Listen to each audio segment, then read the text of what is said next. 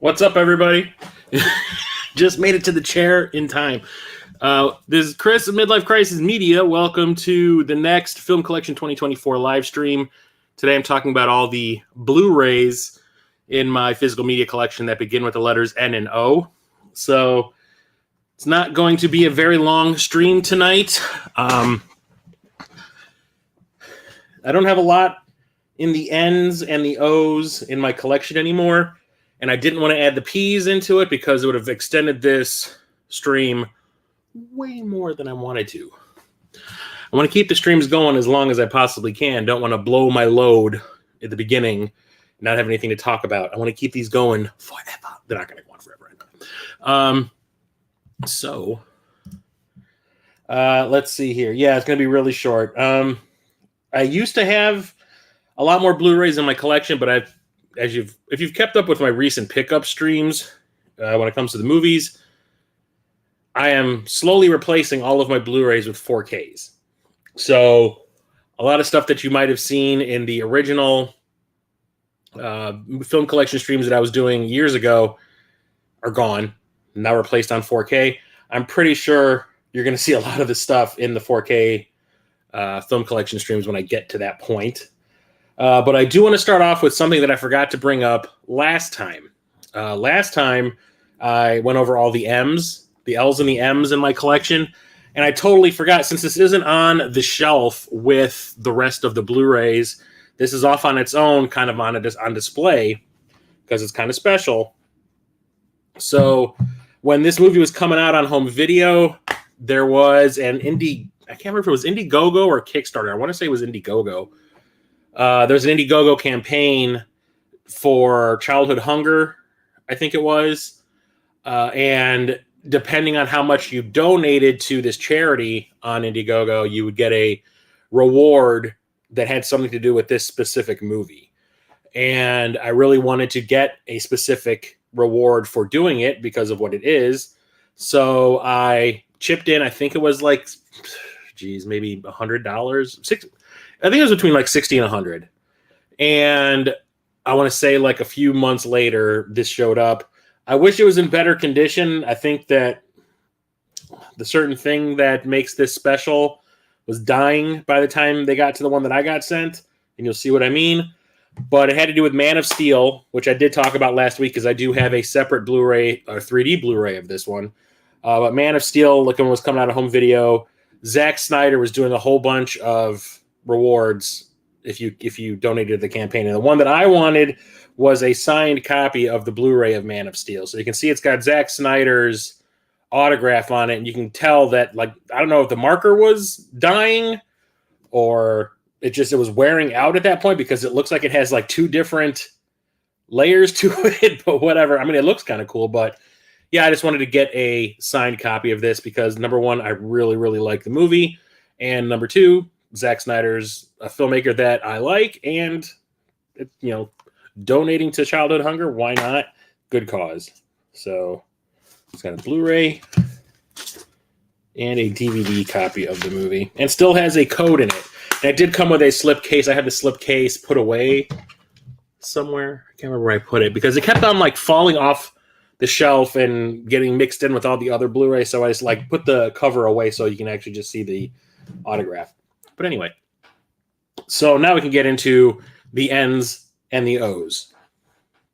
How's everybody doing tonight? I hope you're doing okay. I hope everyone had a safe 4th of July. I visited my mother in the burbs, and my brother and his wife and the 3 kids were there, and we ended up having dinner together, watched the new Beverly Hills Cop on Netflix, and ended up watching, of all movies, Dreamscape from '84 with Dennis Quaid invading people's dreams. Big snake man. But yeah.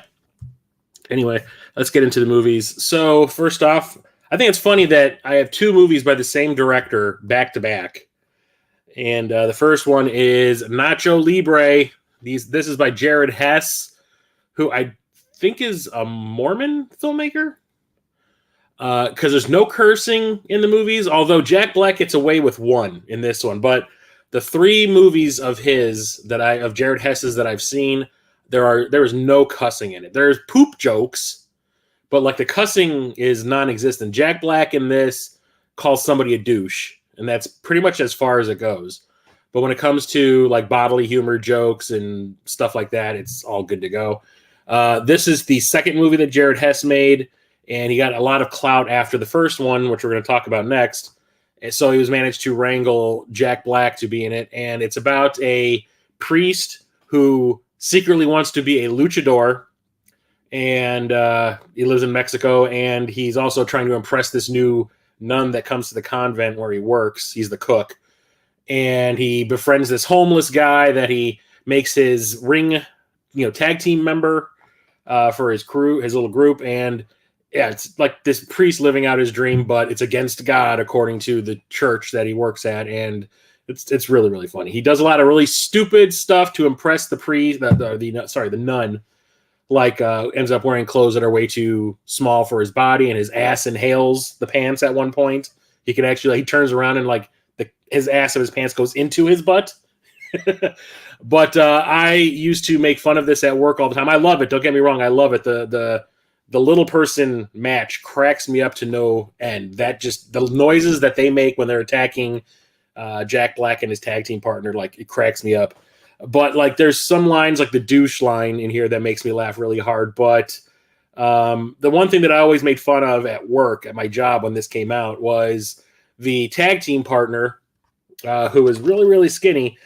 Jack Black calls him Esqueleto, which is like the skeleton, because he's so skinny. So there was a dude that I worked with that I used to call Esqueleto, and he used to call me Nacho Libre. So I always thought that was really funny. But it's a funny movie. It's an acquired taste. Jared Hess's movies, like I said, you either really like them or you really hate them. I really like them. What's up, F Google? How's it going? Drink 6 times. Sadly, I'm not drinking anything tonight. The movie that Jared Hess made before that is Napoleon Dynamite. This is the movie that put Jared Hess on the map. I remember Ain't It Cool News talking about this to no end when it was released. Like they had Napoleon Dynamite all over the Ain't It Cool News website. And it kind of piqued my curiosity, but not enough for me to want to go see it in the theater. So I waited until it came out on home video. I remember like the week it came out, I ran over to the Blockbuster down the street and rented a copy of it. And it was one of those things where I'm watching it and I'm like, this is freaking stupid. Like, this is really dumb. There's no plot. It's like this slice of life kind of thing in a week in the life of this character, Napoleon Dynamite, that I want to say is played fantastically by John Heder. And there's nothing really going on. It's just like his life, for about a week. He deals with people at school, befriends this dude named Pedro who doesn't really speak a whole lot of English, but wants to be school president or the class president. He's got a butthead for an uncle. He's got a butthead for a brother. He lives with his grandma who just yells at people all day. He has to feed his stupid ostrich, or no, was it an alpaca that's in the backyard and stuff. It's just like stuff like that. And he's got a crush on this one girl who sells, what was it, ornaments or stuff that she makes door to door in order to get money for college. Your mom goes to college. It's stupid and it's silly, but there's a lot of lines that I quote on this daily. Like your mom goes to college line, or like, gosh, like the stuff that comes out of his mouth. He never swears. Nobody swears in this movie, but they say like gosh and darn and stuff like that. But it's really, really funny. And they just made a commercial for, what was it, Orida or something, with John Heder playing Napoleon Dynamite again, doing the voice with the hairstyle and everything. I can't remember what he was selling. It had something to do with potatoes. But I cracked me up. I ended up sending the commercial to all my friends that liked the movie. I was like, did you see this? It's not the same thing. I actually, my mom lives next door to a dude we call Nacho, whose full name is Ignacio, but he, the day he moved in, he was like, just call me Nacho. And he still lives there to this day. Saw him yesterday, actually. Here is one of the Studio Ghibli movies. I brought it up a lot that at one point in time I was trying to get all of the Studio Ghibli movies on Blu-ray, but realized that there was a bunch that are just not good. Like when the son took over the studio, when what is his name? Hayao Miyazaki's son took over the studio. I think the quality started to drop. I think they're on the upswing now because that Boy and the Heron movie that just came out not too long ago, made a lot of money and was really well reviewed. But when Hayao Miyazaki was in charge, that was the golden years. And I realized I'm not going to watch a lot of them. A lot of them are just dramas. There's nothing really going on in it, nothing crazy that you couldn't have done in live action. But the one that I remember watching all the time when I was a kid, didn't realize it had anything to do with Miyazaki and Ghibli. I wasn't even on my radar back then, but it was on cable all the time and it had a different name. That is Nausicaa of the Valley of the Wind. This went by Warriors of the Wind when it was on cable when I was a kid. And because it was sci-fi, I was into it. It had a sad ending. I remember getting really upset watching it. But whenever it was on, I would watch it, not realizing that it had been really badly dubbed and renamed for no reason whatsoever. So when the Blu-ray of this came out, I was like, hey, now's my chance to see the full version and also to watch it again as an adult, because I probably hadn't seen this for 25 years and probably more by the time I got the Blu-ray. And it's fantastic, to the point where I was actually on another YouTuber's channel. What is it? Retro Cult Home Video, Retro Cult Home Media, or Retro Cult Home Video. And he was doing a bunch of streams with different other YouTubers who are into films, talking about each of the Ghibli films, and I volunteered to be on this one. And yeah, it's pretty fantastic. It has a great redubbed voice cast. It's Alison Lohman, Uma Thurman, Patrick frickin' Stewart, Edward James Olmos, and Shia LaBeouf. Yeah. But absolutely fantastic movie. I absolutely love it. It is beautiful to watch. The story is fantastic. The design of everything, the art design of everything, is great. He died with a falafel in his hand. No, I have never even heard of that one, F Google. So this is a vampire movie that I was allowed to watch back in the day when I wasn't allowed to watch horror movies, because my parents watched it and they were like, it's not really scary. and there isn't a whole lot of bloodshed in it, so like it shouldn't be. It's not that bad. Plus, I had watched Aliens. Like I said, R-rated sci-fi and action movies and stuff like that were fine, but horror movies were just out. And because this was made by someone connected to Aliens and starred a bunch of the people from Aliens, my parents were like, the kids will probably like this, and we watched it, and we all really liked it. And every time I've shown this to people, they hate it. I don't understand it at all. And I really do hate this artwork on this Blu-ray, too. It makes it look like frickin' Twilight. And that is Near Dark. So this was written by Eric Red and directed by... written by Eric Red, who also wrote The Hitcher with Rutger Hauer. This was directed by Catherine Bigelow, who was James Cameron's wife at the time.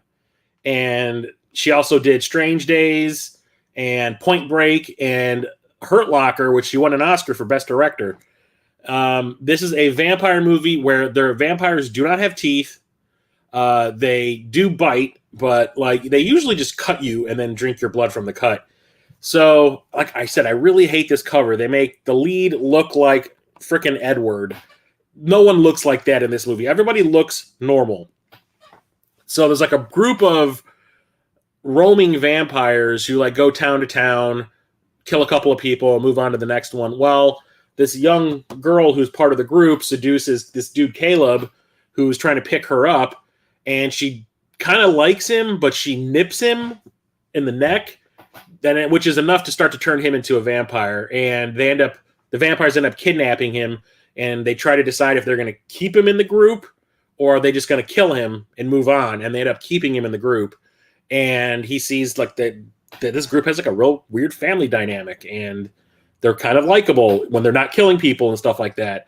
And he ends up finding there's a cure and saves himself. He turns himself back into human, but he tries to go back for the girl that turned him into a vampire who he has fallen in love with. So it stars Bill Paxton, Lance Henriksen, and Annette Goldstein, who are all in Aliens. That's Bishop, that's Hudson, and Vasquez from Aliens. They're all part of the vampire group. Adrian Pazdar, who was on Heroes, plays Caleb, and Jenny Wright plays, I cannot remember what her freaking name is. May. Jenny Wright, she was in Lawnmower Man and I, Madman. Really well-made movie. There's a lot of really cool like action scenes. Like the vampire rules are in full effect, and how the group of vampires have kind of worked around the rules that they have to live by is really cool. Like normally vampires don't do anything during the day, right? Well, sometimes they need to travel during the day, so they will take a car and cover the windows with aluminum foil and then tear a little slit out so they can drive and see and stuff. It is really kind of cool when you see all the stuff or the lengths they've gone through in order to do things that they normally wouldn't be able to do in other movies. But it's really, really cool. I like it quite a bit. But like I said, every time I've shown this to people, they absolutely hate it. And I think it's because it isn't like a traditional vampire movie. Like I said, there's no teeth. Nobody transforms into anything. It's just like a group of like serial killers. It's like a band of serial killers just so happen to be vampires. But it's really well made. It's really well acted. They wouldn't allow me to watch Scooby-Doo because of that Ghosts and Demons. You wasn't allowed to watch Thundercats or He-Man. I was allowed to watch that kind of stuff. I had a friend down the street who was Lutheran, I want to say, and his parents wouldn't let him watch Tom and Jerry because it was too violent. He couldn't watch like Popeye cartoons because they were too violent, like Looney Tunes. And the one that made me laugh the most was, I remember I was kind of, for like a year, I was really big into that TV show Chips. And I remember he was never allowed to watch Chips because there were shootouts sometimes, and his parents were like, no violence. So I'd be playing at his house, and I'd be like, oh, well, 7:00, got to go home to watch Chips. Bye! And like run home. Otherwise, I would have watched it at his place. Next up, we have Nemesis, which is the first in a series of, I think at this point, there's 5 of them, and only 2 of them are worth watching. This is by Albert Pune, who I always say is like the king of schlock films. Started off really strong. He made this movie I really like called Sword and the Sorcerer, which was the very early 80s, like when the fantasy boom was happening. You had Conan the Barbarian, you had Krull, and stuff like that. And Sword and the Sorcerer kind of rode off of it and did its own thing, which was pretty cool. Beastmaster. And like from that point on, like the movies he was making just kept on like dropping in quality. Like he made a bunch of stuff for Canon Films, And then he went and worked for Yoram Globus on his like offshoot of Canon, which I think was American International or something like that, where he did Captain America, which is garbage, I think. And then ended up just making these movies that look like they cost like $10.55. And he kept on milking, like, this was one of the higher profile movies he made during that like decline. Because I remember this got a theatrical release. I never got to see it in the theater. I remember seeing the ads for it in the paper, but I don't remember if it was playing anywhere near me or maybe it was just playing in a few theaters. I don't know. But it's a cyberpunk action movie starring one of those stars I was talking about last week. On Monday with my pickups video, because I bought The Perfect Weapon on Blu-ray, which stars Jeff Speakman. And that came from the time when the Hollywood was really trying to take martial artists, like real life martial artists, and make them action movie stars. So you had Van Damme and Seagal and Jeff Speakman and Don the Dragon Wilson and Cynthia Rothrock and Olivier Gruner, who was a German martial artist. And this was, I think, was his first big movie. He made a few more movies, nothing that I really wanted to ever watch after seeing this. But it's okay. It's kind of ripping off the Terminator and Total Recall a little bit, but it's fun. I mean, don't get me wrong, I like it. It's not great, but it's okay. I really like the poster art. But it also has that really cheap Albert Pune feel to it, like where he wrote himself into a corner. Because he writes a lot of the movies that he directs too, and he writes himself into a corner, and then the movie just keeps on going and ignores the fact that has happened a lot of times, which kind of annoys the hell out of me. But this one's pretty cool. The sequel, part 2, I think is even better. And then everything in the series just went down a shithole. So I highly recommend this one. It's pretty cool. I haven't opened it, but I have watched this multiple times before I bought the Blu-ray.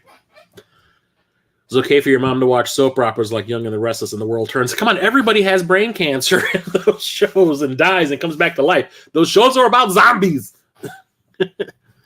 Next up is, I got this not too long ago. I talk about how much I like Full Moon Films, the direct-to-video Charles Band company from the the early 90s.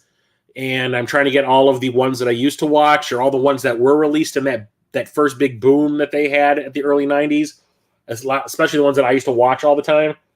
And one of them is Netherworld. This was recently released on a Blu-ray, and it's like a fantasy supernatural thriller. I guess it's been forever since I've seen this. I have not watched this since the early 90s. But I just remember it takes place in Louisiana. Edgar Winters is always playing in the bar whenever people go to the bar in the town. He's playing up on stage. And like the cover says, there's this door that has like this lock on it that is this hand, and it'll come off and attack you and dig into your face if you don't have permission to come in and all that. But I'll read the back. After inheriting a sprawling estate in the eerie bayous of Louisiana, Corey Thompson is about to change forever. Though through instructions left to him at the mansion, Corey learns of his late father's bizarre plan and last wish to be resurrected, and is introduced to a very sensual and sexy woman, Dolores, mistress of black magic, who drags the helpless young man into a web of forbidden desires and horrifying visions of his dead dad, and things far, far worse. I remember liking it quite a bit, because the one thing I always gave credit to Full Moon for was they never released multiple movies in one single genre like in a row. They would do like a sci-fi movie, then they would do an action movie, then they would do a horror movie, and they would just kind of like all over the place. They even did a superhero movie at one point. And it was just like they always did something different. And this was like this supernatural thriller kind of thing, which they hadn't done before, which I thought was really kind of cool. Like I said, they just kept it like the genre jumping. I really enjoyed that, because they could have just very easily just pumped out nothing but horror movies, because that was their bread and butter. But they kept on doing things different, which I liked. And here's an absolute classic. We watched this for my podcast. The movie is starting, I think, in season 1 with Lou Leonardo, who was an actor friend of a friend. And that is The Neverending Story. So there have been talks of remaking this forever, and it just never seems to happen, because I think Wolfgang Peterson, the guy who directed this, never really gave his blessing, and nobody wants to do it unless, I guess, he has like he gives them the thumbs up. And it also was originally a German film.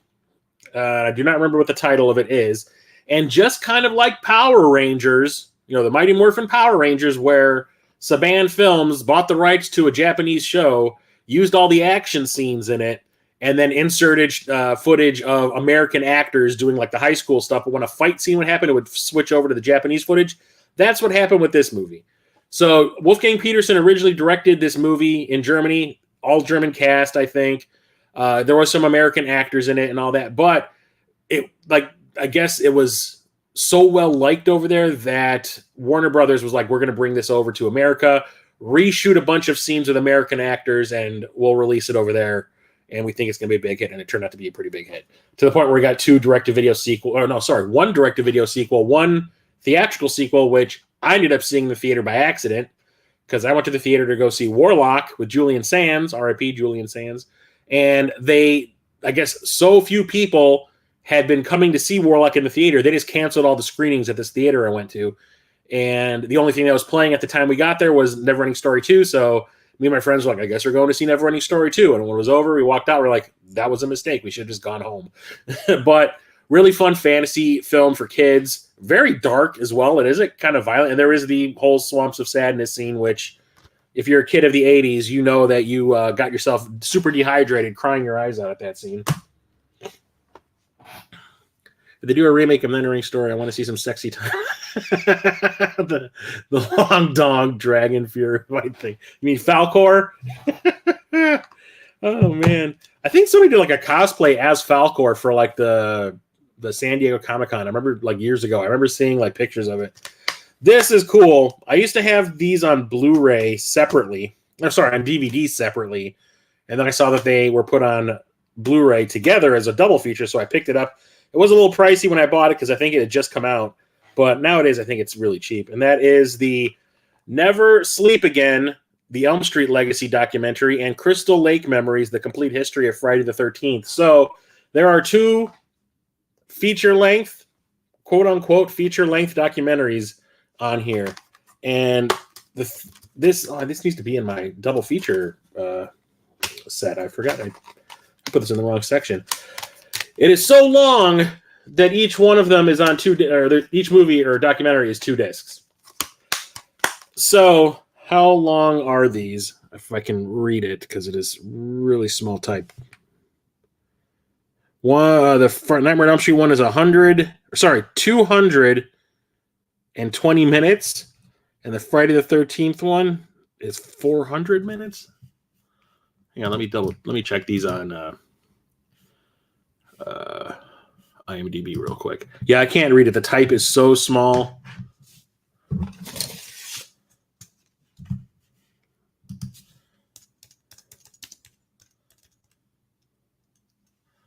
Never Sleep Again. That came out in 2010, and it is 3 hours and 59 minutes long.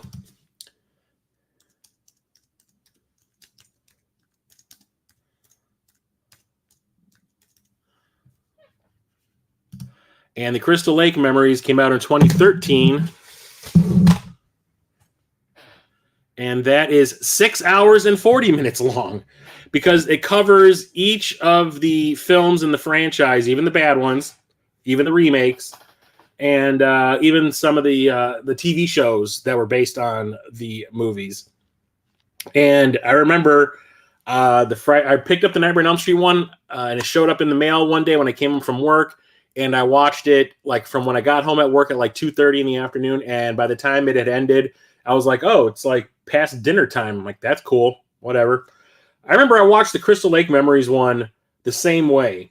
I came home from work at like 2:30 and popped it in when it showed up in the mail. And by the time it ended, it was time for me to go to bed. Like I had completely skipped dinner time. I didn't even stop. I just watched it all the way through. And I was just like, oh, shit, I should have been in bed an hour ago. This is some bullshit. Each one has multiple interviews with the directors, producers, stars, special effects people, all that kind of stuff. The makeup effects artists, production designers, cinematographers, and everything for each movie. And it is really in-depth. It is really well made. I think these are made by Daniel Farrens, who wrote Halloween 6, The Curse of Michael Myers. These are pretty fantastic. I even have the book of Crystal Lake Memories that came out before this. and uses a lot of the same interviews. I guess they filmed some of the interviews for that book, and they ended up using some of that footage to put in here. And it's pretty rad. If you like both of these franchises, it's very informative and very fun. A lot of the people involved like give really good interviews and are really entertaining to watch. So highly recommend that. That needs to go in a separate section of my collection now that I realize it. 9 hours of documentaries about Freddy. I would rather play like an audiobook while I sleep. No, it's only like the Freddy one's only like 3 hours and something. The 6 and something hour one is the Nightmare, or the Friday the 13th one. But like I said, they cover Freddy's Nightmares in there also, and on the Jason one, they cover the Friday the 13th, the TV show, which I love. Next up, we have the first film in the 2-film series, and that is Night Watch. This came from Russia. This is based on a series of novels. There are 4 novels in the series. There's Night Watch, Day Watch, Twilight Watch, and then Last Watch. And I have all 4 of those books. I've read the first one, and essentially the 2 movies that they made are based on the first book. It's weird. And they stopped after that. So I went to see a sneak preview of this. I had won tickets to see this and the sequel, Day Watch, from Ain't It Cool News. And they were having like sneak previews in the city in Chicago. And like each time I went and saw one of these movies, traffic was so bad I ended up missing the screening each time. It really pissed me off. So I didn't get to see these until they came out on home video. And if you like The Matrix and werewolf movies and vampire movies and I'm trying to think. This is like 10 different genres in one. It's like a horror movie, science fiction movie, action movie, drama, martial arts. It's the weirdest thing. So it's like there's these 2 groups. There's the Day Watch and the Night Watch. The Day Watch, the Night Watch are vampires, and the Day Watch I think are, if I remember correctly, are werewolves. And like they don't cross over, never. And someone is trying to make that happen to start like a civil war between the 2 factions. And it's really, really cool. I like it quite a bit. It has a great visual style. This was done by Timur Bekmambetov, who directed, what's that name of that one? Wanted, with Angelina Jolie and James McAvoy, and Abraham Lincoln, Vampire Hunter. He made these 2 movies in Russia, and they were so popular. Like this was the highest grossing movie in Russia at the point in time that this came out. But they were so popular in the U.S. that Hollywood was like, you come over here and make movies for us now. And then he made a really terrible movie with Ruby Rose in it, and I cannot remember the name of it. But super cool, a lot of great special effects and like weird visual tricks and stuff. And it's really hyperactively edited, but I absolutely love it. It's a real creative twist on like vampire movies and stuff like that with a lot of really cool action scenes. So I recommend both of those. I lost your train of thought. No, I'm not drinking anything right now. It's actually kind of cold in here. Next up is a concert film that I love, of a band that I love. I'm a huge into industrial music. It's my favorite genre. So I have the 9 Inch Nails. What is this? Beside You in Time. And this was filmed, I can't remember what year. It had to have been like 2008, 2007, 2008. I don't remember where. But I've never been to a 9 Inch Nails concert. I almost went to one with my ex, but the concert tickets were way too expensive. And I was like, look, on top of the getting 2 tickets and having to pay ridiculous amounts for parking, I was like, it's kind of out of my price range because I just got a new job at that point in time and I wasn't making a ton of money.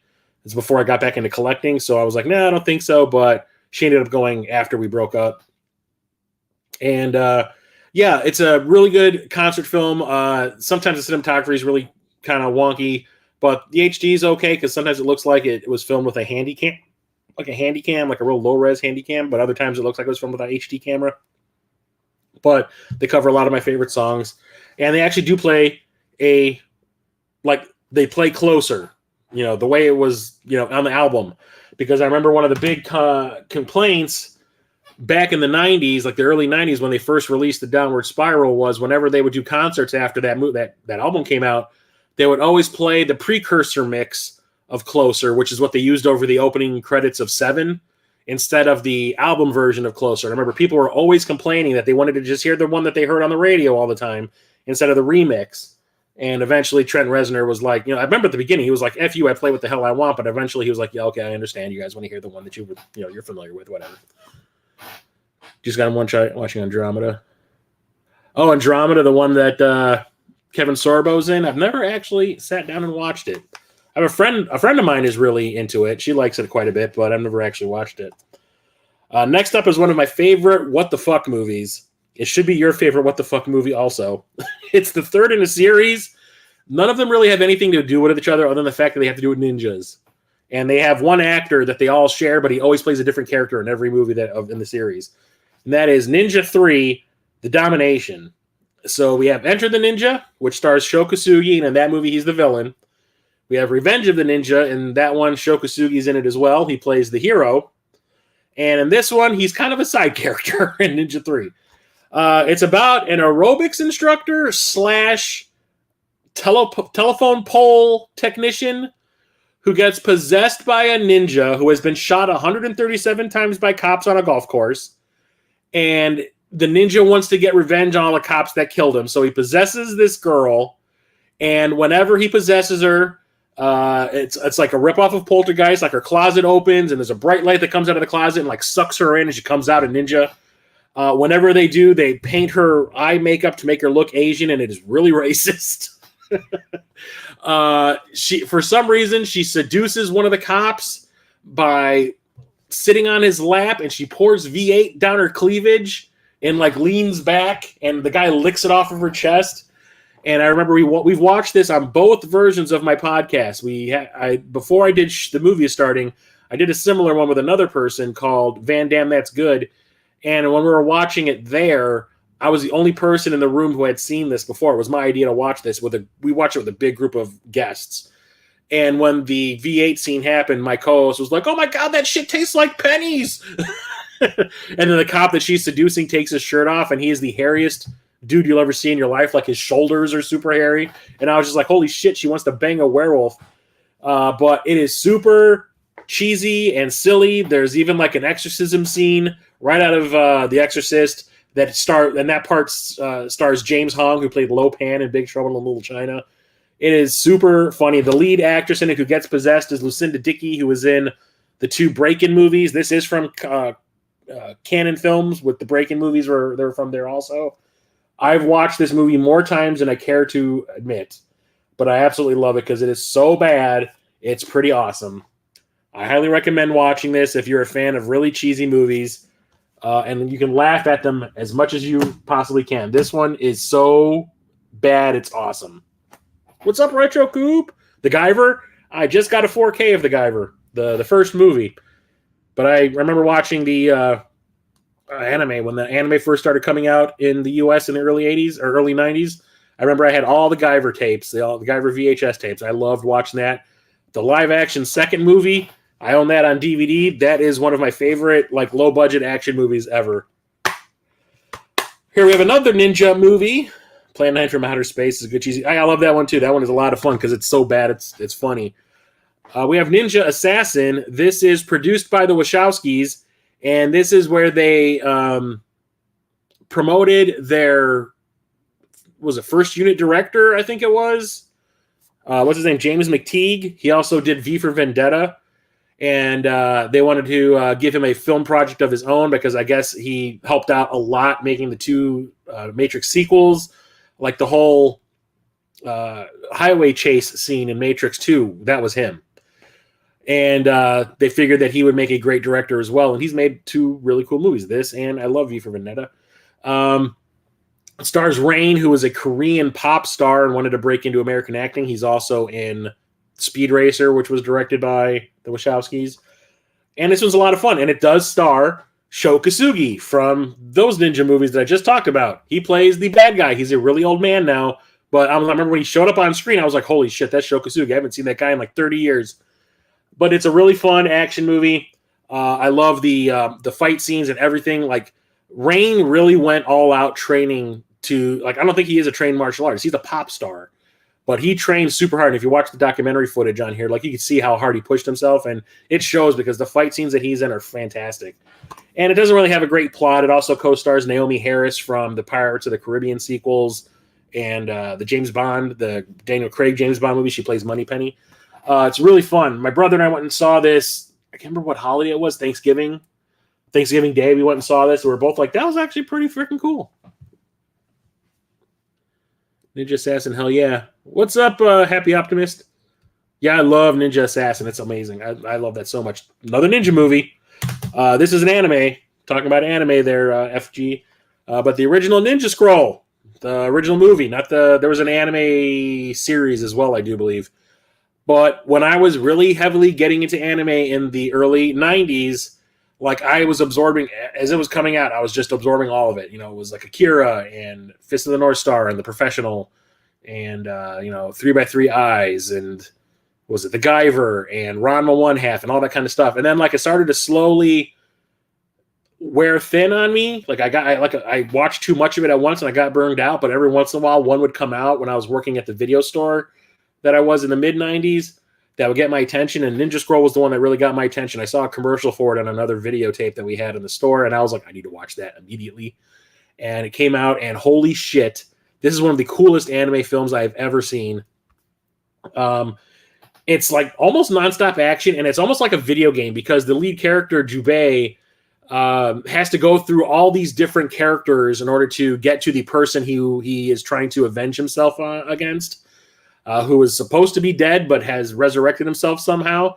And he has all these henchmen that are like mini bosses that he has to go to, and each one has like a special power. Like one of them can electrocute you with like a wire that he puts in his mouth, and you can see his rib cage whenever he like lights himself up. And one of them has a beehive on his back and stuff like that. And then there's a woman with a poisoned vagina. Just like, what?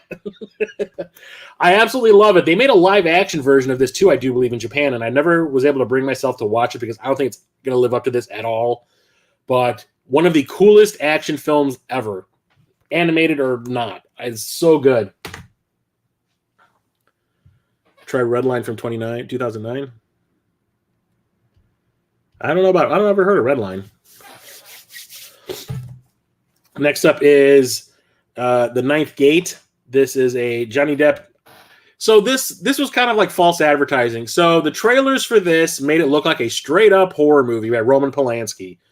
Roman Polanski did Chinatown and Rosemary's Baby and Death and the Maiden and a bunch of other movies that are like really well made from the I think he started like in the late 60s and he was making movies. I think he's still, I don't know if he's dead. He's in exile. He's not allowed to set foot in the country because he's wanted for a couple of sex crimes.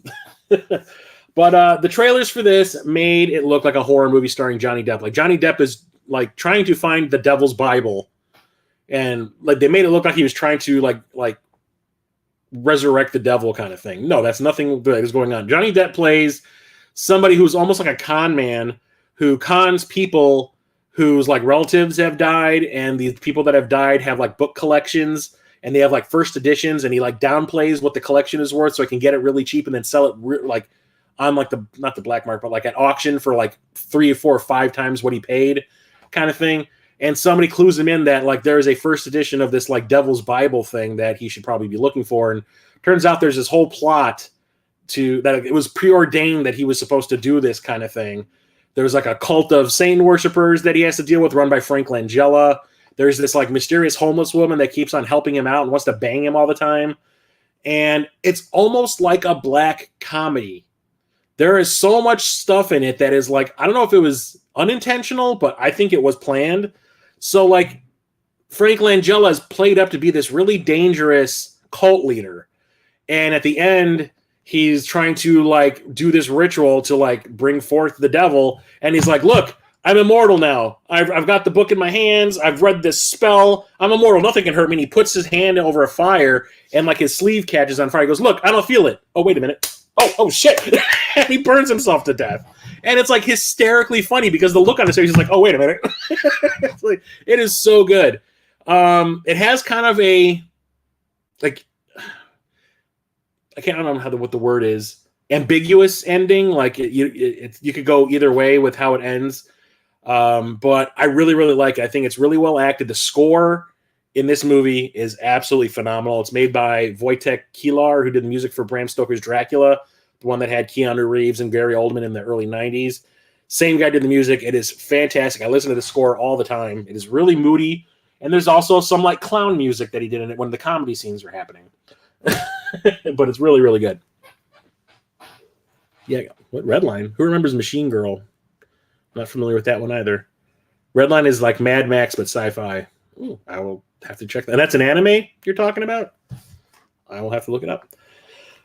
Next up, we have No Country for Old Men. I had zero interest in seeing this movie when it first came out. This is by the Coen brothers, Joel and Ethan Coen. They did Fargo and Raising Arizona. Oh, Brother, We're Out There. Or Where Art Thou? And I really, like I said, I had no real interest in seeing it because it looked like a Western, and I hate Westerns. So I skipped it in the theater. Everyone that I know that went and saw it was like, dude, like that movie was freaking fantastic. You need to check it out. I was like, well, when it comes out on home video, I'll get it. Or I'll check it out. Rented it on Netflix when they were doing the discs. Watched it, and I was like, that's a pretty cool, like, little crime thriller. So it's about, like, one cop who is, like, aging out, and he doesn't think that there's a place for him anymore. Like, this is, like, the game that he's in, being like a sheriff or whatever. It's the game for the young folks now. And there's, like, this serial killer for the mob running around. Like, he has, like, this piston that's, like, pneumatically powered that he, like, puts up against your head and pushes a button, and, like, a rod goes through your head. And that's, what's his name? Javier Bardem. And he's super freaking creepy in this. And Josh Brolin is somebody who's also involved in the crime stuff, I think. No, I think he was. No, is he a sheriff? No. Is he a cop too? It's been forever since I've seen this. But I remember really, really liking it. I need to watch it again, actually. Not that I'm thinking about it, because I cannot remember who the fuck Josh Brolin's part in the story was. But it's good. I like it. This I did not even know was out on Blu-ray until, like, I remember I was buying something on Amazon and it said, hey, people who bought this have also bought this, and it showed this movie, and I was like, when did that happen? And this came out through MVD, who is like one of those boutique labels that like puts out like lesser known movies on home video. And I used to own a DVD of this, I do believe, but I got rid of it when I got rid of all my other DVDs. And that is No Escape. This stars Ray Liotta, has Ernie Hudson, Lance Henriksen, Kevin Dillon. Who else? There's a bunch of people in this. Kevin J. O'Connor. Michael Lerner, he plays the bad guy. Stuart Wilson's the villain. Always plays a villain in movies. He was the bad guy in, was it the Mask of Zorro? I'm trying to think what else. Lethal Weapon 3. And this. This is directed by Martin Campbell, who, after this, directed GoldenEye. He's the guy who reinvented James Bond, not once, but twice. Directed GoldenEye, and then they brought him back to direct Casino Royale. He reinvented the Bond franchise 2 times. This is the movie that got him GoldenEye. It's very well-directed, very well-acted. It's about Ray Liotta, who is a soldier who kills his superior officer and then gets sent to this prison called Absalom, which is on an island that is out in the middle of nowhere. And the prisoners are just left there to fend for themselves. And the prisoners have like split into 2 camps. There's the ones that they call the outsiders, who are like the pacifists. They're trying to make a life for themselves here and like, atone for their sins kind of thing. And then you've got the insiders who are getting supplies from the prison or the prison. And they're all psychopaths, and they kill each other to see who's going to be in charge next and that kind of shit. And they're constantly trying to do raids against the outsiders and steal what they have because they have been growing their own food and everything. And Ray Liotta gets like caught in between the two, and it's really, really good. It has a great score by Graham Revel also. So it's not really an action movie. It's kind of like a sci-fi drama because it mostly deals with like the interpersonal relationships of everybody in the camp. And every once in a while there'll be like a raid scene from the insiders. Really, really like it. It's really good. I've liked this ever since I first saw it on home video. It has a great score. I must watch it. It's a Japanese thing where a high school girl gets a machine gun on her arm. How old is it? Because that sounds really familiar. I did see it wasn't an anime. It was like a live action movie. If that's the one you're talking about, if it's live action, let me know. Next up is a horror movie that like I love. This is by Mike Flanagan, who's turning into like the king of horror now. He did Dr. Sleep, Legend of Hell House on Netflix, The Fall of the House of Usher on Netflix. I'm trying to think. He's remaking. Oh, he did Gerald's Game on Netflix, and he's remaking something else now that's like horror related. But like he is like the go-to guy for horror. Like he is like the king. And this first big movie that I saw was Oculus. I remember reading about this on Ain't It Cool News all the time at the day, when this was coming out, and how like it had gone the festival circuit and everyone was raving about it. So the whole plot is there's an evil mirror, and it's kind of like Michael Myers. There's no real reason, at least on the first Halloween, there's no real reason given as to why it is evil. It just is, and it like makes illusions. It can hypnotize you. It can make you think one thing is happening. Like there's a scene where so it's about these two children whose lives when they were children was ruined by the mirror. It basically killed their parents. And the two kids have devised a plan to destroy the mirror once and for all as adults. And while they're trying to do it, they realize how it can trick them into doing things, and it can make these illusions happen. It can hypnotize them into doing things. One of them thinks they're eating an apple, and they're actually biting into a light bulb. And it makes you see things. And it's really cool, really clever. And the movie flops back and forth between the modern day stuff with the two adult children trying to destroy the mirror and what happened to them as kids and like the parallels of the two. It is so well done, so well acted. And then the big twist ending is like, what? I love the cast too. So it stars Katie Sackhoff, who played Starbuck on Battlestar Galactica, Rory Cochrane, who I remember the most from Empire Records, and also has what's his name, Brendan Thewlis, who plays Robin on the Titans live action show, and oh god, what's her freaking name? Karen Gillan, who played Nebula in the Guardians of the Galaxy movies as the adult version of one of the kids, and she is great in this. She's adorable. Highly recommend that one. It was live action. I think I did see Machine Girl. I think I rented that from Blockbuster. Yep. Church, the game grinder, keeps on, I think because of that, he keeps on trying to get me to watch this one called Psycho Goreman. That's kind of the same kind of thing. So I talked about this in my pickup videos that was it 2 months ago, maybe 3 months ago. I was trying to get all the Bond movies that I didn't have in my collection into my collection.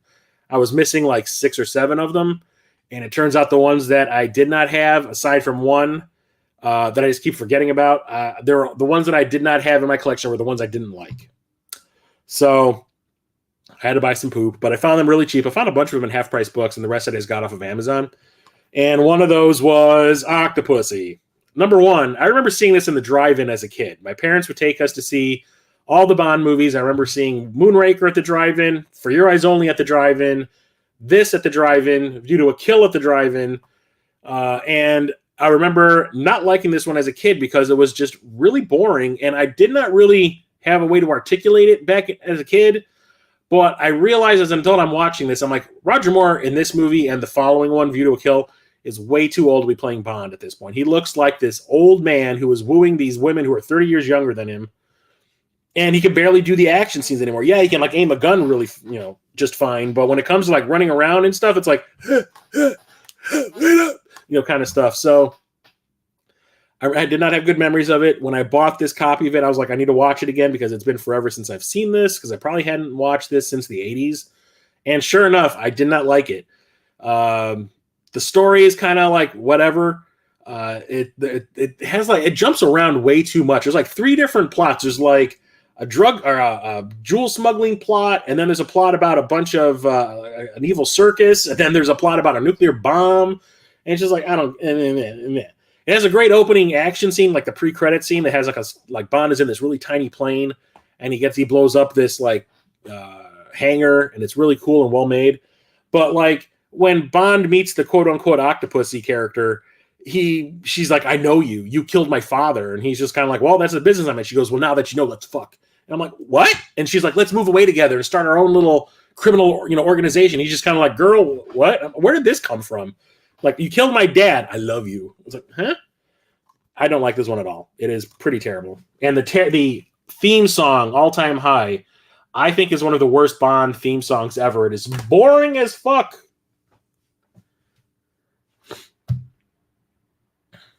Double Drill, that sounds extremely familiar. This is another one that I bought because as a kid, I hated this one. But as an adult, I love this one now.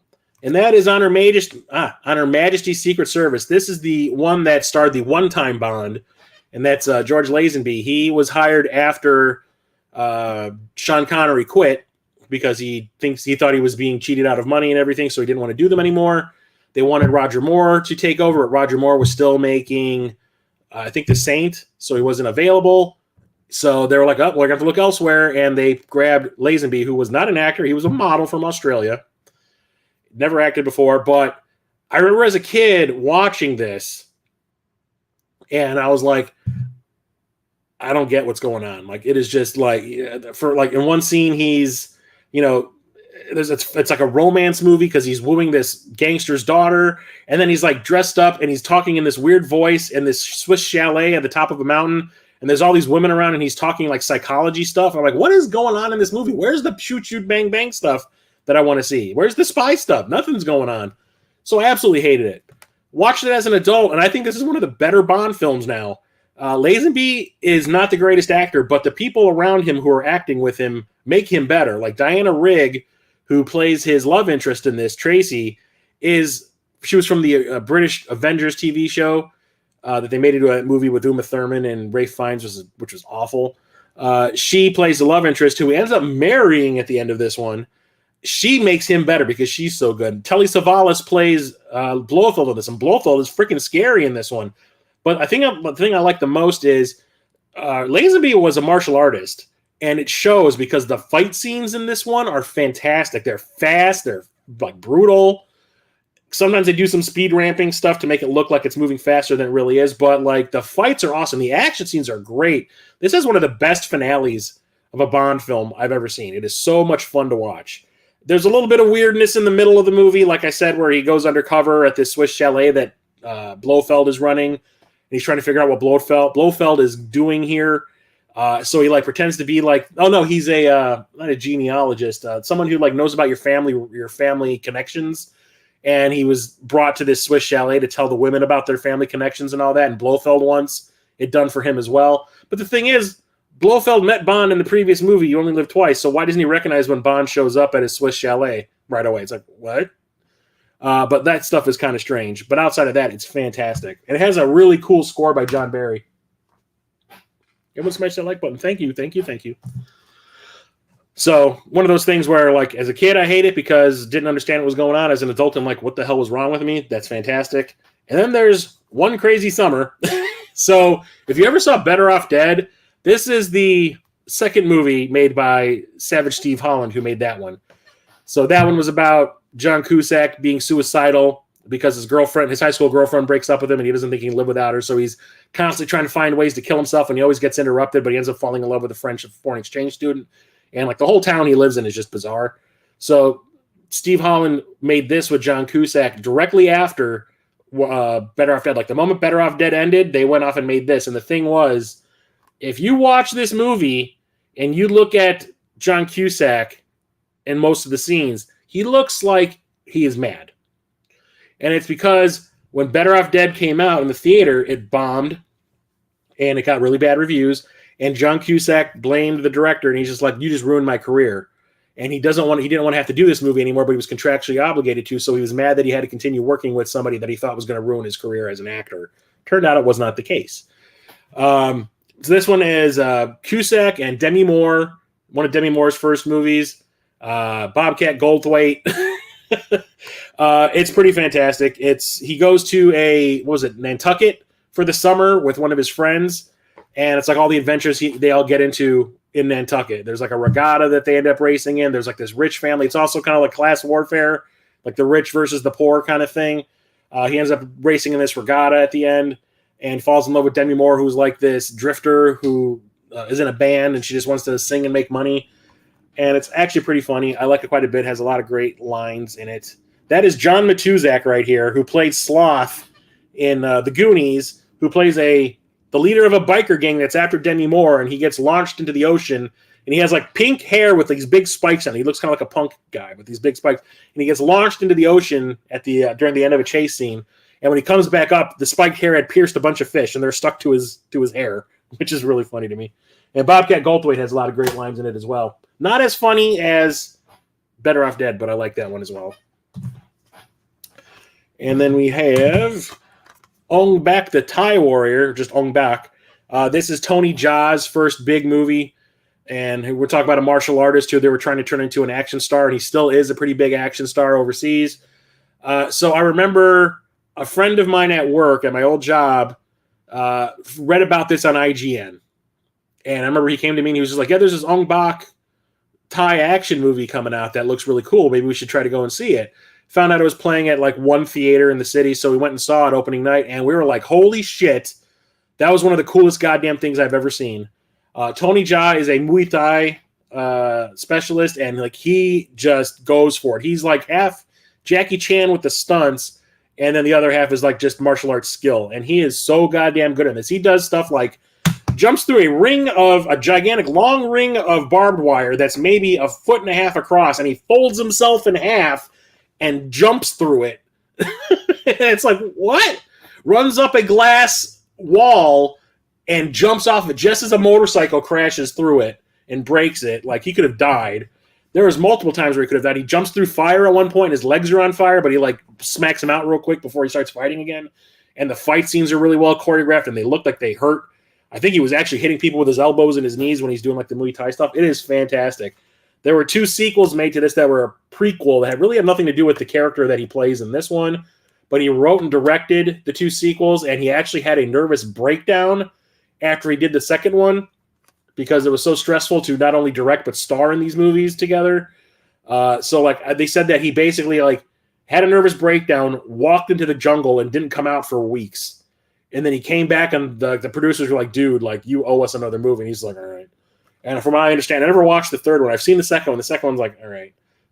But the third one I hear is just kind of like a mess because he didn't even want to do it. He was like mentally not there. But one of the best martial arts movies I've ever seen.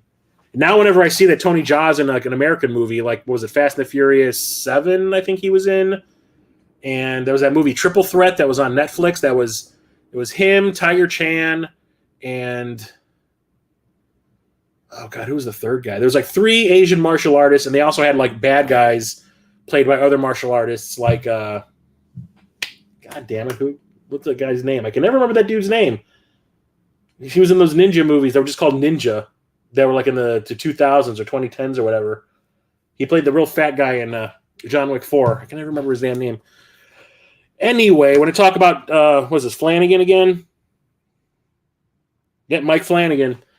Ouija, Origin of Evil. So that Ouija movie that came out like in the mid-2010s, I remember it got horrible reviews. The trailers looked terrible. I was just kind of like, look, a PG-13 horror movie. Guess what I'm not going to be watching?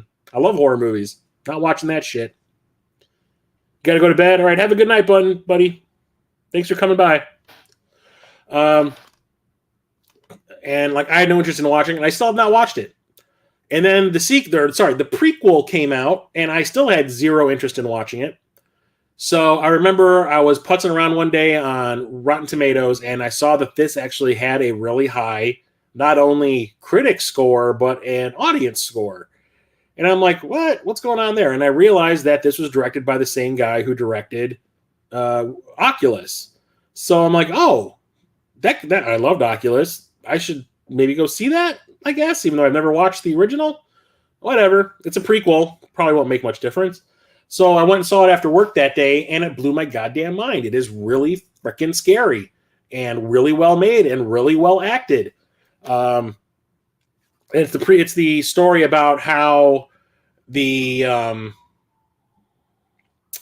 guess there was a character in the first movie who was in a mental institution, and this is how that character got put in the mental institution because of all the things that happened to her because of the Ouija board possessing her younger sister, and her younger sister goes on like a little mini killing spree kind of thing, and they have to like bind her sister, and because of that, this woman goes crazy, and in the sequel, she's in a mental institution. Or in the first movie, she's in a mental institution because of it. And it's like everything that happened, it is just so well done, and it's actually kind of scary. I liked it so much that I was like, do I want to go back and watch the original? And I was like, no, I don't think I really need to. I don't think it's going to live up to this at all. So ended up picking up a copy of that at Half Price Books. And then the last movie I'm talking about tonight, like I said, this is going to be a short stream. I only have this many movies in the O's and the N's and the O's. I've already talked about before because I have a copy of this on DVD as well. The reason I have it on DVD also is because I got a signed copy of it from the director. and that is Outlander. It stars Jim Caviezel, who is pretty much certifiable from what I understand. Sophia Myles, John Hurt, and Ron Perlman. It feels like a Sci-Fi Channel movie with a huge budget. So it's essentially Vikings versus an alien.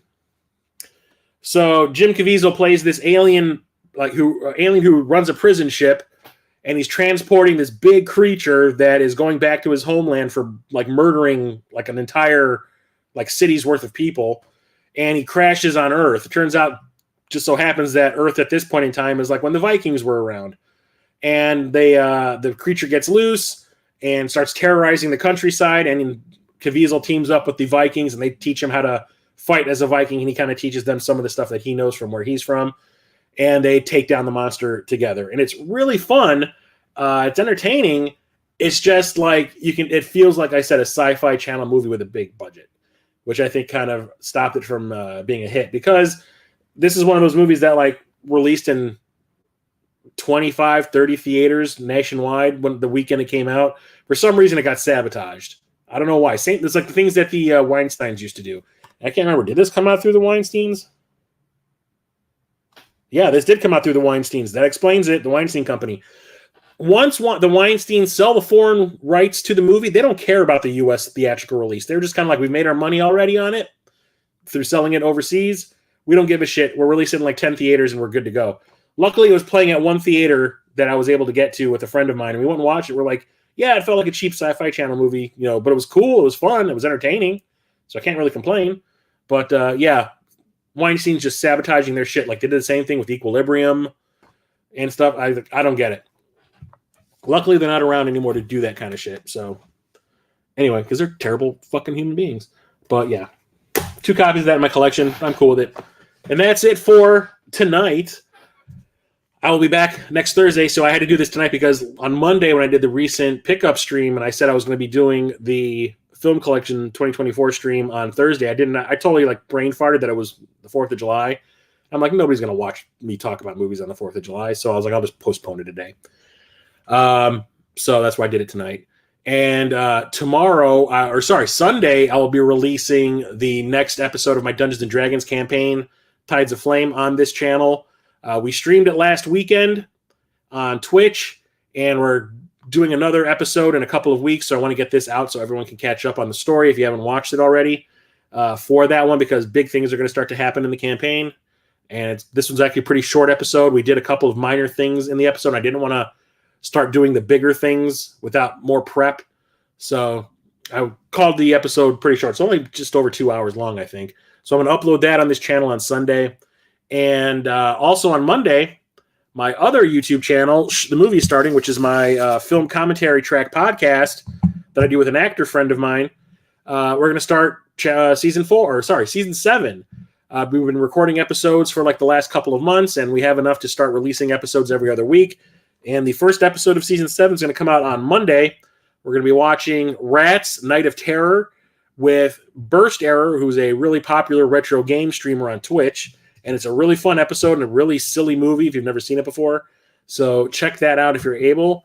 So here is the link.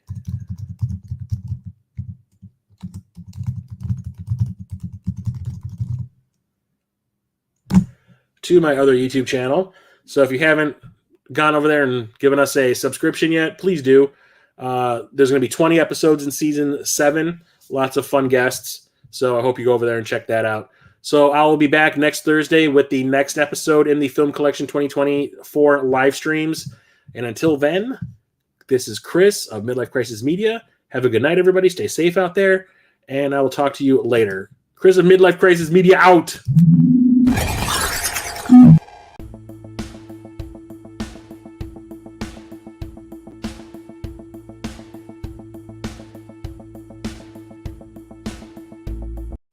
You really are the most devious bastard in New York City. Well